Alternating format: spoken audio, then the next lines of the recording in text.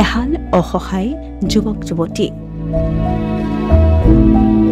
এসাঁজ খাই এসাঁজ লঘোণে থাকে যুৱক যুৱতীহাল। এতিয়াৰে পৰা যুৱক যুৱতীহালৰ নতুন ঠিকনা প্ৰণৱানন্দ বানপ্ৰস্থ আশ্ৰম।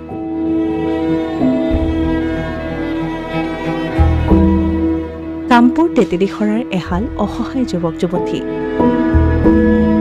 পিতৃ মাতৃহাৰা যুৱক যুৱতীহাল কিছু মানসিকভাৱে অসুস্থ। মাতৃ জীয়াই থকা অৱস্থাত দিন হাজিৰা কৰি যুৱক যুৱতীহালক এসাঁজ খুৱাই পিন্ধাই ৰাখিছিল যদিও মাতৃৰ বিয়োগৰ পাছৰে পৰা আলৈ আথানি হয় মানসিকভাৱে বিকাৰগ্ৰস্ত যুৱক যুৱতীহালৰ। গাঁৱৰ ৰাইজে দিয়া কিছু খাদ্য সামগ্ৰীকেই এসাঁজ খাই যদিও এসাঁজ লঘোণে থাকে যুৱক যুৱতীহাল। স্থানীয় ৰাইজৰ সহযোগত শনিবাৰে যুৱক যুৱতীহালক লৈ যোৱা হয় ভাৰত সেৱাশ্ৰম সংঘৰ নগাঁৱৰ ননৈ শাখাৰ প্ৰণৱানন্দ বানপ্ৰস্থ আশ্ৰমলৈ।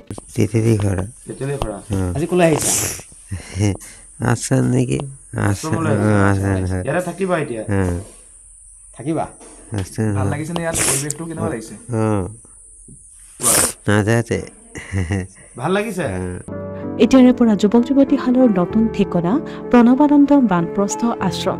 আশ্ৰম কৰ্তৃপক্ষই যুৱক যুৱতীহালক আশ্ৰমত ৰখাৰ লগতে চিকিৎসা প্ৰদানৰ আশ্বাস দিয়ে।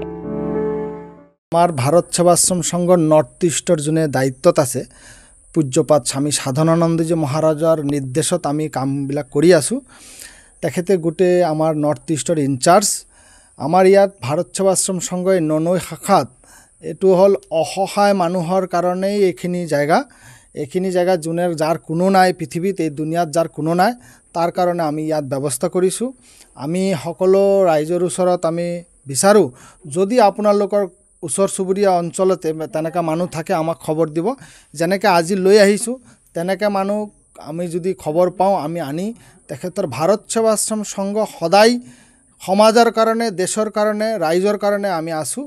আজি নহয়, 1917 চনৰ পৰা ভাৰত সেৱাশ্ৰম সংঘ স্থাপনা হৈছিলে।